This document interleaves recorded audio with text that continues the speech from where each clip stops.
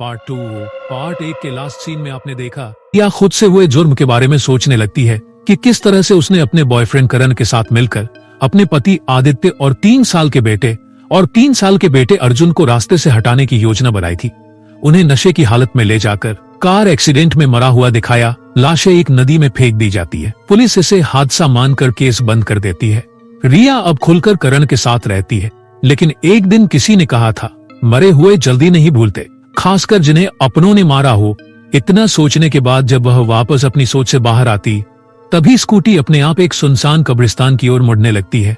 रिया चिल्लाती है, ब्रेक मारती है, लेकिन सब बेकार। स्कूटी जैसे किसी और के कंट्रोल में हो, अब पीछे कोई नहीं बैठा। तभी उसके सामने एक मील का पत्थर आता है जिस पर खून से लिखा है, यहाँ पति और बेटे का बदला लिया जाएगा। रिया की चीख निकल जाती है। रिया की आंखों के सामने उसका पति और बेटा धीरे धीरे दिखने लगते हैं, जलते, खून में लथपथ, मगर मुस्कुराते हुए। अब हमारी बारी है तुम्हें वही दर्द महसूस कराना जो हमने सहा। रिया स्कूटी से गिरती है और जमीन उसे खींच लेती है कब्र के अंदर। सुबह एक किसान को रास्ते में टूटी हुई स्कूटी मिलती है, लेकिन रिया का कोई नामो निशान नहीं। रिया का बॉयफ्रेंड करण अपने घर में सो रहा है। तभी टीवी अपने आप ऑन हो जाती है। टीवी पर एक महिला की डरावनी आवाज आती है, अब तेरा नंबर है। करण का चेहरा डर से सफेद पड़ जाता है। पीछे से एक छोटे बच्चे की हंसी गूंजती है और दरवाजा अपने आप बंद हो जाता है।